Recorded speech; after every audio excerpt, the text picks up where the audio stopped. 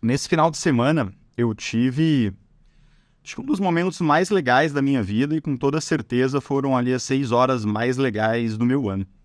Né? Os meus pais, eles vieram me visitar no sábado, porque domingo eu já tinha me programado para trabalhar, e eles vieram me visitar para conhecer o apartamento novo. Né? A gente passou ali praticamente 6 horas conversando, dando risada. Tava minha sogra também, minha namorada. Foi só pai e mãe, minha sogra e namorada. A gente fez churrasco, tomou chopp. Fazia muito tempo que eu não via meu pai tomando chopp. Meu pai não é de beber, mas naquele dia acho que ele estava feliz e conversou bastante. Se divertiu muito. Então foi um momento mágico. Eu acho que o dinheiro muitas vezes ele serve justamente para isso, para permitir a gente esteja próximo das pessoas que a gente gosta, que a gente tenha qualidade com as pessoas que a gente ama.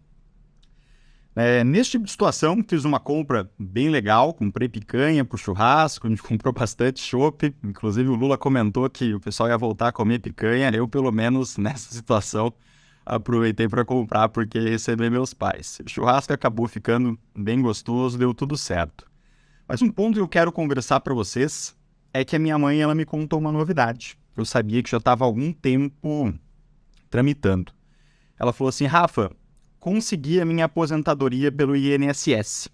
Ela já estava correndo atrás disso há algum tempo, buscou um especialista. Inclusive, a nossa primeira aula do curso Receita de Investimentos no módulo 6, que fala sobre sucessão patrimonial e otimização fiscal, fala sobre as regras do INSS, que é um dos formatos de aposentadoria. E ela comentou sobre isso, eu falei assim, poxa, que notícia boa, minha mãe, você ficou feliz? Ela falou assim, mais ou menos, porque eu achei que ia vir um valor maior. Minha mãe vai receber, ao longo dos próximos anos, dos próximos meses, R$ 2.500 por mês. E ela foi uma pessoa que contribuiu com o INSS durante muito tempo da vida dela. Teve períodos que não contribuiu, períodos que contribuiu, mas vai receber hoje R$ 2.500 todos os meses. Está longe de ser o suficiente para ela se aposentar. E aí me veio um sentimento e eu queria começar a live conversando um pouco sobre esse ponto específico, porque o tema da nossa live é o fim do trabalho. Eu já tinha me dado conta disso, mas agora com o resultado numérico, antes eu não sabia quanto minha mãe ia receber pelo INSS, mas a conclusão que se chega é que a minha mãe ela vai trabalhar até o último dia da vida dela. Muito provavelmente, se alguma coisa não se ajustar. Então, no que diz respeito a você conseguir a liberdade financeira, minha mãe é uma pessoa que não conseguiu. Ela pode até fazer alguns ajustes. Ela tem hoje um bom apartamento em Itapema, que poderia ser vendido e morar num lugar um pouquinho menor. Isso poderia gerar um complemento de renda adicional ali de mais 3 ou 4 mil reais, com essa diferença, sem perder patrimônio, só com a rentabilidade real, considerando a inflação. E aqui eu já acho que é legal colocar um ponto para a gente utilizar como referência. Todas as contas que a gente fizer e todos os conceitos, eu já estou corrigindo pela inflação. Então, se eu falo que você vai ter 2 milhões de reais daqui a 20 anos, significa 2 milhões de reais no valor de hoje. Esse valor ele já está corrigido pela inflação. Então, pode ser que ele seja 8 milhões, 6 milhões lá na frente. Mas é o poder de compra de 2 milhões de reais hoje projetado lá na frente, no seu patrimônio. Então, minha mãe já conseguiria, além dos 2.500, mais uns 3 a 4 mil reais se ela vendesse o apartamento. Então, o patrimônio dela ficou concentrado todo no apartamento. Também tem a situação do meu pai. Meu pai acumulou um patrimônio relativamente ok. Então, como tudo é dos dois, isso poderia dar mais um complementinho de renda ali. Meu pai tem ali praticamente a liberdade financeira dele já, apesar de também trabalhar. Mas minha mãe é uma pessoa que trabalha bastante. Ela é psicóloga, tem 2 clínicas de psicologia, faz psicotécnico aí no trânsito. Ela é psicóloga. Durante a pandemia, ela investiu num negócio, começou a atender, mas durante a pandemia a clínica fica praticamente parada. Durante a Copa do Mundo, praticamente ninguém tirou carteira de motorista. Então, é um trabalho de empresário. Se não vende, não entra renda. Mas você continua pagando funcionário, você continua pagando aluguel, você continua tendo conta de luz, você continua tendo as despesas normais. E minha mãe ela tinha uma reserva. Não era uma reserva grande, não era longe de ser suficiente para aposentar, mas era uma reserva ok. E essa reserva que ela tinha acabou virando as 2 empresas.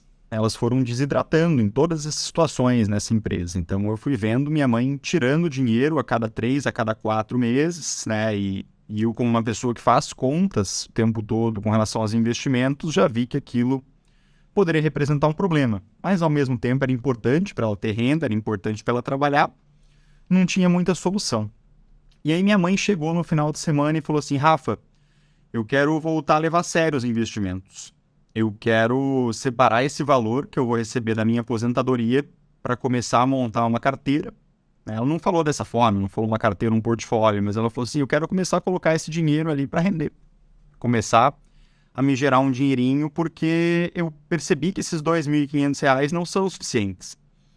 E eu não quero trabalhar daqui a 12, daqui a 15 anos. Minha mãe ela já está com 63, galera. Então, daqui a 15 anos, a gente está falando de uma pessoa de 78, de quase 80 anos.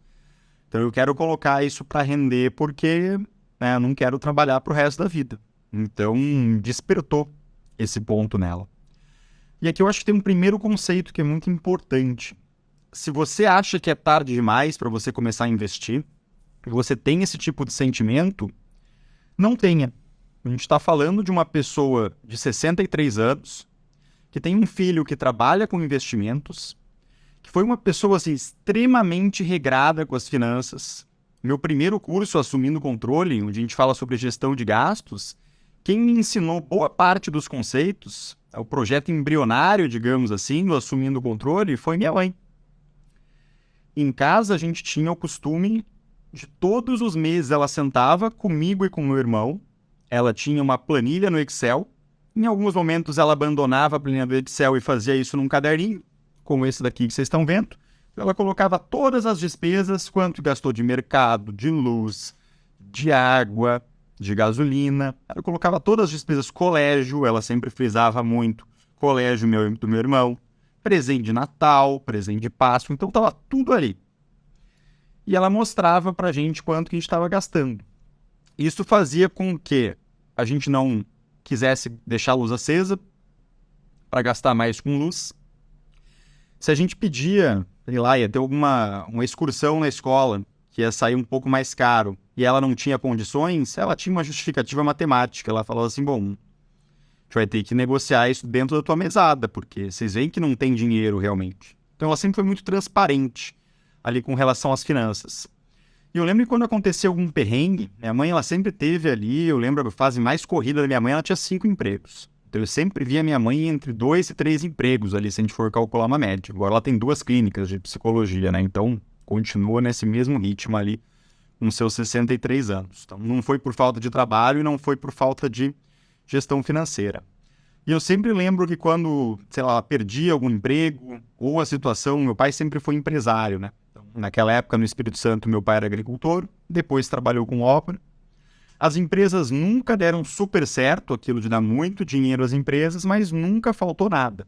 A gente sempre viveu como alguém de classe média a classe média baixa, e no que diz respeito à minha educação e do meu irmão, a gente sempre viveu ali como classe média alta. Eles sempre colocaram bastante dinheiro na nossa educação. Era sempre um dos melhores colégios da cidade. Se precisava de professor particular, eles pagavam. Se precisava praticar algum esporte ali, eles tentavam achar aquela escolinha mais barata, tanto fazer natação quanto futebol. O que quisesse fazer de esporte, eles pesquisavam preço na cidade e davam um jeito, né? Mas para todo o resto, ele tinha um nível ali um pouco mais baixo. Então minha mãe sempre teve ali vários empregos. Em alguns momentos, sei lá, o sítio do meu pai não estava tão bem, chovia demais, matava os pés de mamão. Mamão ele tem uma doença que chama mosaico. E quando chove demais, essa doença ela se espalha. Ele chama mosaico porque o mamão ele fica meio craquelado, assim. Foi com uma textura feia, como o mamão era vendido para exportação, ele não podia estar feio. Nessa situação, minha mãe sempre chegava pra gente nessa reunião mensal que a gente tinha de controle de gastos e falava assim: Rafa, Vini, Vini meu irmão, e a gente vai ter que começar a tirar da reserva. E aí a gente já sabia assim, ó, agora o bicho pegou. Porque começou a tirar da reserva, significa que tudo que é supérfluo não vai mais acontecer. Aquele sorvete, às vezes, depois da escola, aleatório ou no meio da tarde, aquele lanche que a gente fazia quando ia no clube, todas essas coisas de gastar um pouquinho mais para fazer as vontades do filho, as vontades de quando a gente é criança, não iriam acontecer enquanto não se parasse de desidratar a reserva ou até essa reserva voltar a ser hidratada. Então, meus pais sempre tiveram esse conceito de ter uma reserva de emergência. Por que eu estou falando tudo isso para vocês, gente? Percebam ali que tem alguns conceitos bem importantes nessa história. Minha mãe fez um bom controle de gastos. Eles tinham reserva de emergência. Ela trabalhou em 2, 3, 4, às vezes 5 empregos. Quando ela estava com 5 empregos, sim, entrava um dinheiro bom. Foi uma das melhores fases ali financeiras da gente. E mesmo assim, quando ela veio aqui nesse final de semana, fazendo uma conta simples, a gente soube que ela provavelmente terá de trabalhar por mais 12, 15 anos. Que se ela não começar a guardar um dinheiro bom agora, um dinheiro bom eu digo toda a aposentadoria que ela está recebendo e mais um pouquinho, ela provavelmente vai ter que trabalhar até o resto da vida. E sem viver com nenhum tipo de luxo ou nenhum tipo de ostentação.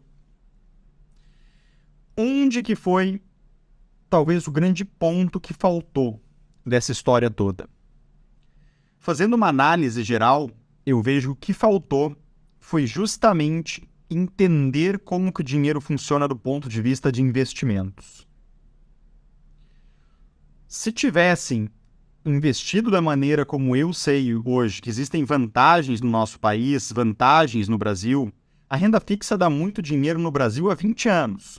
A gente teve um período que pagou um pouquinho menos, que foi ali entre o governo Temer até metade do governo Bolsonaro, mas da metade da pandemia para frente, voltou a pagar muito bem. Então teve um respiro de 3 anos, mas historicamente, renda fixa no Brasil dá muito dinheiro. Estão prestando atenção? Renda fixa no Brasil dá muito dinheiro, galera. Isso significa que no mundo todo, se você quer ganhar dinheiro com investimentos, você precisa tomar risco. Menos no Brasil. Olha que negócio louco. E a gente já tem gente no Brasil que não investe, que não aproveita essa lacuna. E se meus pais tivessem aproveitado lá atrás, talvez hoje minha mãe não precisasse trabalhar. Provavelmente ela ainda trabalharia, mas não precisaria. Ela gosta de trabalhar, ela gosta de atender o pessoal na clínica de psicologia. Ela volta feliz dali, mas às vezes você vê que ela está cansada. Então já não queria mais precisar fazer. E essa é a grande questão. Até quando você vai precisar trabalhar? Meus pais, eles tinham muitos sonhos, assim. E para mim, é até meio pesado falar isso, galera. Assim, com toda sinceridade para vocês, mas é meio chato, né? Eu vejo que a grande maioria dos sonhos que a minha mãe tinha, que meu pai tinha, eles não foram realizados. Talvez um dos principais sonhos, isso é uma coisa que eu já escutei da minha mãe, que era ver eu e meu irmão bem, né? E bem seria ganhando dinheiro, se sustentando, crescendo na vida, felizes, realizados. Esse sonho ela conseguiu realizar. Mas sonhos de viajar, de ter uma casa com piscina, que são sonhos que eu conheço da minha mãe e escutei a vida toda, esses sonhos não foram realizados. Talvez se alguns ajustes tivessem sido feitos no que diz respeito a dinheiro e no que diz respeito a investimentos, a gente conseguiria ter agora muito mais tranquilidade para realizar esses sonhos. Eu espero que algum dia eu ainda consiga ajudar minha mãe a realizar isso propriamente. Nesse tipo de situação que eu quero comentar com vocês por aqui. Hoje, seu plano de aposentadoria, ele é um projeto ou ele é um sonho? Você tem isso bem descrito na tua cabeça? O que você vai fazer para resolver a tua vida financeira? Ou isso é simplesmente um desejo? Quando a gente tem um projeto, é mais ou menos com uma vontade de fazer uma viagem. Eu quero fazer uma viagem pegar para a Europa. Poxa, legal, mas qual país que você vai visitar na Europa? Ah, Rafa, eu quero conhecer a Alemanha. Excelente. Já tem um roteiro? Já sabe preço de passagem? Quantos dias você vai ficar lá? Quanto dinheiro você precisa para ficar lá? Qual a rota que você vai fazer para conhecer a Alemanha? Quais são as cidades da Alemanha que você quer conhecer? Quais são os pontos turísticos? Um roteiro é um plano. Me falar que você quer se aposentar, que você quer liberdade financeira, me induz a pensar que talvez você não vá conseguir. Porque isso não está bem descrito. Isso não está bem desenvolvido. Isso me incomoda profundamente, assim, não é uma situação de estar tranquilo. Porque eu desenvolvi um carinho genuíno pelas pessoas que respeitam o meu trabalho por aqui, que admiram, que prestigiam ali, acompanhando os stories todo dia, curtindo os posts. Fico feliz da vida quando vocês compartilham nos stories uma situação que eu postei. Eu fico bem lisonjeado com o prestígio de vocês. E existe um desejo genuíno de que as pessoas que estão aqui tenham resultado. Não quero que o conteúdo simplesmente passe pela vida de vocês como simplesmente entretenimento. Em rede social a gente sabe que muita coisa aqui dentro é simplesmente para diversão, né? Eu quero que esse conteúdo, enquanto está passando, ele crie estacas de conhecimento que vão ser a fundação para você conseguir construir a tua base financeira. Então, que a gente solidifique essa base de conhecimento para que você possa construir patrimônio a partir daqui e que esse patrimônio ele sirva como renda passiva. O conceito de renda passiva muitos aqui já devem conhecer, mas se você não conhece, renda passiva é aquela que vem dos investimentos, como, por exemplo, uma casinha, que você recebendo ali aluguel todos os meses. Ou um CDB, que está ali valorizando sem que você precise ter trabalho. Uma ação que te paga dividendos. Os investimentos promovem renda passiva. Inclusive, no nosso curso de investimentos, o Receita de Investimentos, a gente vai falar também sobre outros ativos que não são financeiros. A gente vai falar sobre imóveis. Eu, por exemplo, comprei um imóvel recentemente. Montei uma estratégia de compra. E isso eu ensino para vocês na prática, mas de forma resumida aqui, ensinando alguns conceitos, eu comprei financiado, porque financiado ele vai sair mais barato se eu travar as parcelas com CDBs que pagam mais do que o que eu estou pagando no financiamento. Olha que negócio maluco.